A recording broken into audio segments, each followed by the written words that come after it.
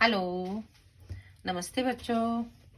आज हम हिंदी ग्रामर में पाठ 8 सर्वनाम के बारे में पढ़ेंगे। सर्वनाम तो आपने फर्स्ट, सेकंड, थर्ड, फोर्थ में भी पढ़ा हुआ है। आज हम इसके भेद भी पढ़ेंगे क्योंकि डिटेल में पढ़ना है। सर्वनाम सर्वनाम की परिभाषा आपको पता ही है, फिर भी हम पढ़ लेते हैं। संज्ञा शब्दों के स्थान पर जिन शब्दों का प्रयोग किया जाता है उन्हें सर्वनाम कहते हैं।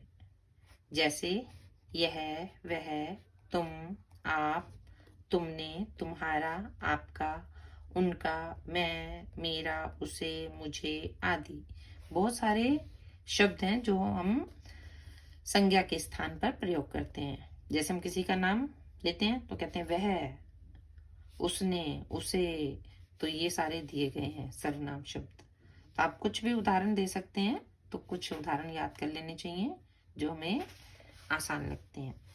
अब सर्वनाम के कितने भेद होते हैं पढ़ेंगे। सर्वनाम के 6 भेद होते हैं। पुरुषवाचक सर्वनाम यानी कि पुरुष के बारे में बताया जाता है। निश्चयवाचक सर्वनाम जो एक निश्चित चीज के बारे में हम किसी के बारे में बताते हैं, जो हमें पता होता है कि इसके बारे में हम बात कर रहे हैं। अनिश्चयवाचक सर्वनाम जिसका हमें नहीं पता होता, हम बोलते हैं कोई आया है, कहीं जाना है, क्योंकि हमें नाम नहीं पता, तो वो अनिश्चयवाचक सर्वनाम होता है। संबंधवाचक सर्वनाम जिसका किसी दूसरे से संबंध होता है, रिलेशन होता है। प्रश्नवाचक सर्वनाम प्रश्न वाले आपको शब्द पता है, क्यों, कहाँ, कब, कैसे, क्यों, ये सारे प्रश्नवाचक सर्वनाम होते हैं। निजवाचक सर्वनाम, निज होता है अपना, तो अपने बारे में हम जब किसी को बता रहे होते हैं तो वो निजवाचक सर्वनाम होता है। तो हमने इनके सिर्फ नाम याद करने हैं। सर्वनाम के 6 भेद होते हैं। पुरुषवाचक, निश्चयवाचक सर्वनाम हम नहीं बोलेंगे ताकि हमें आसानी हो जाए याद करने में। पुरुषवाचक, निश्चयवाचक, अनिश्चयवाचक, संबंधवाचक, प्रश्नवाचक, निजवाचक। ठीक है। अब पुरुषवाचक सर्वनाम के बारे में पढ़ेंगे। क्या है? जो शब्द वक्ता, वक्ता मीन्स कहने वाला, श्रोता सुनने वाला, जो कहने वाला सुनने वाला, अथवा जिसके विषय में प्रयोग किए जाते हैं उन्हें पुरुषवाचक सर्वनाम कहते हैं। जैसे मैं, हम, तुम, वह, वे आदि। हमें पता है ना कि हम अपने बारे में बात कह रहे हैं या आपके बारे में कह रहे हैं या किसी व्यक्ति के बारे में कह रहे हैं तो उसका नाम होता है। तो पुरुषवाचक यानी कि उनके नाम, उन नाम के स्थान पर हमने जो शब्द प्रयोग किया वो पुरुषवाचक है। अब आगे पढ़ेंगे। दूसरा, पुरुषवाचक सर्वनाम 3 प्रकार के होते हैं। अब देखो, एक होता है मैं, इसे कहते हैं उत्तम पुरुष। और एक होता है तू या तुम, आप, मध्यम पुरुष। और एक होता है अन्य, किसी और व्यक्ति के बारे में बात कर रहे हैं, यानी कि वह या वे, यानी कि दूसरा है कोई। मैं होता है बोलने वाला, तू होता है सुनने वाला, यानी कि हम एक बात कर रहे हैं दूसरा सुन रहा है। हम तीसरे किसी व्यक्ति की बात करते हैं तो वो अन्य होता है। तो यानी कि 3 प्रकार के सर्वनाम हैं पुरुषवाचक में, उत्तम, मध्यम और अन्य। ठीक है। अब दूसरा है निश्चयवाचक सर्वनाम। जो सर्वनाम शब्द पास या दूर की वस्तु या व्यक्ति का निश्चय पूर्वक बोध कराते हैं उन्हें निश्चयवाचक सर्वनाम कहते हैं।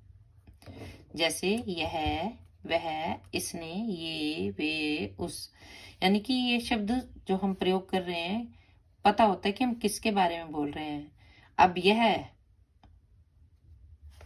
पेंसिल है, यह यहाँ रखी है, तो हमें पता है ना हम इसके बारे में बात कर रहे हैं। यह किताब है, यह यहाँ पर है। वह राम है, तो वह, उसको हम वह से संबोधित करेंगे, उसका नाम पहले ले लिया और दूसरे वाक्य में हमने उसको वह कहा। वह किताब पढ़ रहा है, तो इसने मेरी किताब ले ली है, ये मेरी किताबें हैं। कुछ भी वाक्य प्रयोग कर सकते हैं। तो यह खिलौना डॉली का है, जैसे बताया ना, यह पेंसिल मेरी है, यह खिलौना डॉली का है, यानी कि यह आया। इसने पाठ याद कर लिया है, तो किसी के बारे में बता रहे हैं। किसको? इसने, यानी कि हमें पता है कौन है वो, तो वो निश्चय है। तो इसी तरह से जिनके बारे में पता होता है निश्चित रूप से उसे निश्चयवाचक सर्वनाम कहते हैं। अनिश्चयवाचक सर्वनाम यानी कि जिनके बारे में पता नहीं होता। जिन सर्वनाम शब्दों से किसी निश्चित पास या दूर की वस्तु का बोध ना हो उन्हें अनिश्चयवाचक सर्वनाम कहते हैं। जैसे कोई, कुछ, किसी, किन्हीं आदि। जैसे कोई आ रहा है, हमें निश्चित रूप से पता नहीं ना, राम आ रहा है, श्याम आ रहा है, कौन आ रहा है, मामा जी आ रहे हैं, चाचा जी आ रहे हैं, पिताजी आ रहे हैं, यानी कि हम दूर से देखकर ही ऐसे बोल रहे हैं कोई आ रहा है, जिसके बारे में हमें पता नहीं है। दाल में कुछ पड़ा है, तो कुछ क्या है? सर्वनाम है। अब दाल में क्या है? कंकड़ है, पत्थर है, मच्छर है, नहीं पता ना, तो ये अनिश्चयवाचक है। दाल में कुछ पड़ा है, तो इसके बारे में हमें पता नहीं, तो उसे कहते हैं अनिश्चयवाचक। संबंधवाचक सर्वनाम, तो हमें इन शब्दों से ही पता चल रहा है कि क्या है। जो सर्वनाम शब्द दूसरे उपवाक्यों के साथ जोड़े जाते हैं उन्हें संबंधवाचक सर्वनाम कहते हैं। जैसे जो, सो, जैसा, वैसा, यहाँ, वहाँ, जिसकी, उसकी। अब जो सबसे आगे है वो मेरी बहन है, यानी कि हमने क्या कहा?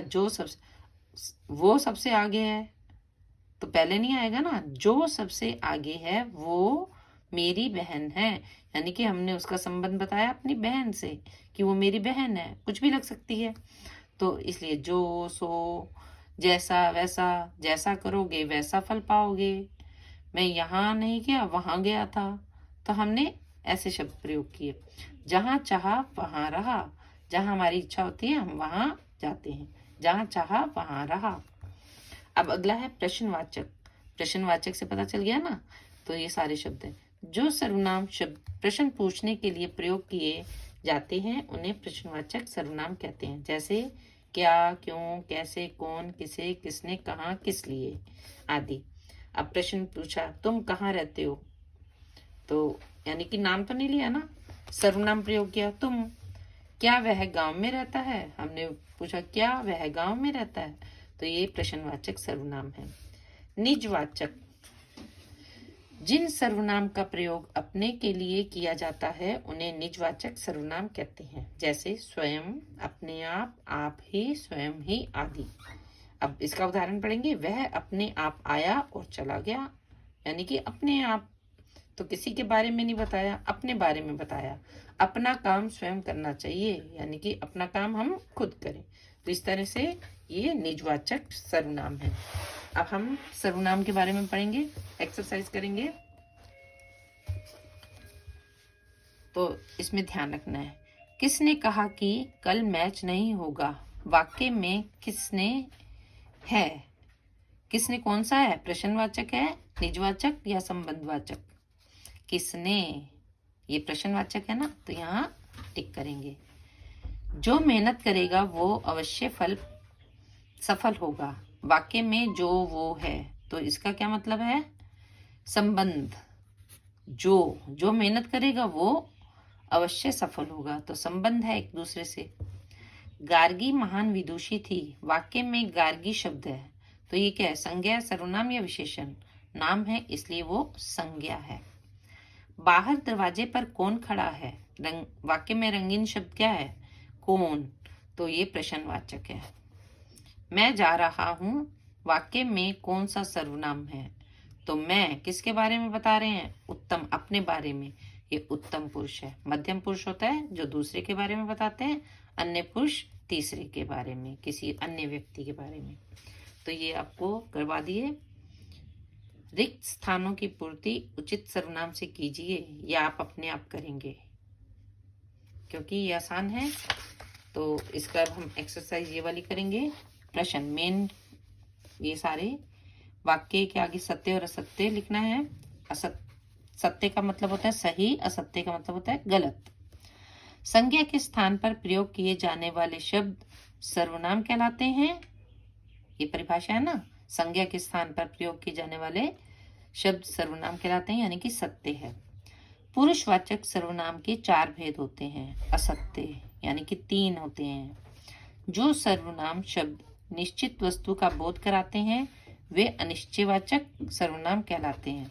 जो निश्चित रूप से करवाते हैं वो निश्चयवाचक होते हैं, तो इसलिए ये असत्य है।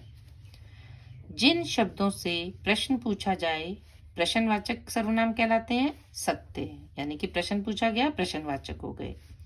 जो सर्वनाम शब्द दो वाक्यों को आपस में जोड़े संबंधवाचक सर्वनाम कहलाते हैं सत्य, यानी कि दो वाक्यों को जोड़ा आपस में, उन्होंने संबंध बताया। अब नीचे प्रश्नों के उत्तर, दिए गए प्रश्नों के उत्तर लिखे हैं, तो वो आप ध्यान से पढ़ेंगे। सर्वनाम किसे कहते हैं, उदाहरण सहित लिखिए। संज्ञा के स्थान पर प्रयोग किए जाने वाले शब्द सर्वनाम कहलाते हैं, जैसे मैं, मेरा, उसे, वह आदि। सर्वनाम के कितने भेद होते हैं, नाम बताइए। सर्वनाम के 6 भेद होते हैं। पुरुषवाचक, निश्चयवाचक, अनिश्चयवाचक, संबंधवाचक, प्रश्नवाचक और निजवाचक। जो हमने पाठ के शुरुआत में पढ़े थे, तो सर्वनाम नहीं लिखा क्योंकि एक तो जगह नहीं थी और फिर याद करने में भी आसानी होती है इस तरह से। तो ये 6 भेद हैं जो यहाँ लिखे हैं। पुरुषवाचक सर्वनाम के कितने भेद होते हैं, उदाहरण सहित लिखिए। पुरुषवाचक सर्वनाम के 3 भेद होते हैं, उत्तम पुरुष, मध्यम पुरुष, अन्य पुरुष। ठीक है। निजवाचक सर्वनाम की परिभाषा उदाहरण सहित लिखिए। जिस सर्वनाम का प्रयोग अपने लिए किया जाता है उसे निजवाचक सर्वनाम कहते हैं, जैसे स्वयं, अपने आप आदि। ठीक है। ये एक तो मेन अपने ये प्रश्न 6 और प्रश्न 7 अपनी कॉपी में करना है, और उसके साथ आपको थोड़ा काम और करवाएंगे, मुहावरे।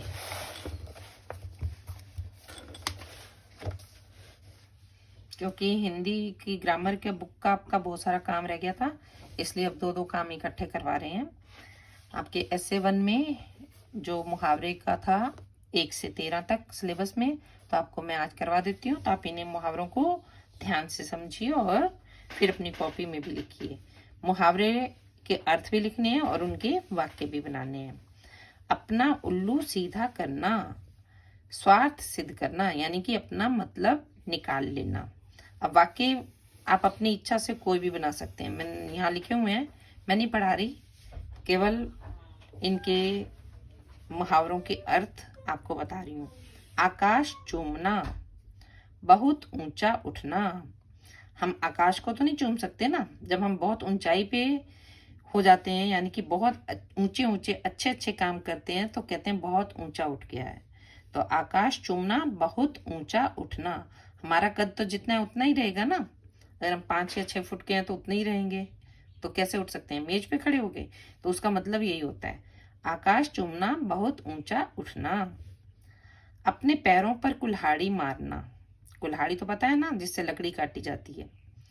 अपना नुकसान स्वयं करना, कोई अपने पैर पर कुल्हाड़ी तो नहीं मारता ना, तो ये मुहावरा है, अपने पैरों पर कुल्हाड़ी मारना। अपना नुकसान स्वयं करना, कई लोग अपना नुकसान जानबूझकर भी कर देते हैं, गुस्से में कर देते हैं, तो यानी कि अपने पैरों पर कुल्हाड़ी मारते हैं। अकल के घोड़े दौड़ाना, दूर तक सोचना। तो अकल के घोड़े कैसे दौड़ते हैं, जब हम कोई भी बात को अच्छे ढंग से सोचते हैं और दूर तक की सोचते हैं कि कैसा करना है, बिना सोचे समझे कोई काम नहीं करते, तो उसे कहते हैं अकल के घोड़े दौड़ाना। आटे दाल का भाव मालूम होना, यानी कठिनाई अनुभव करना। अब जब बच्चों को ना आसानी से दाल, रोटी, आटा, सब्जी सब कुछ मिल जाता है, तो उन्हें कुछ भी पता नहीं चलता, क्योंकि उन्हें बहुत सुगमता से, सरलता से सब सामान मिल जाता है।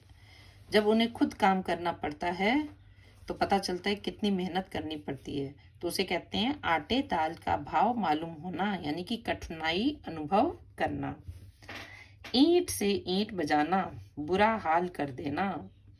किसी की ईंट से ईंट बजाना, या ईंटों से थोड़ा खेलते हैं, तो यानी कि उसको बहुत तरह से पराजित कर देना। ईंट से ईंट बजाना, बुरा हाल कर देना।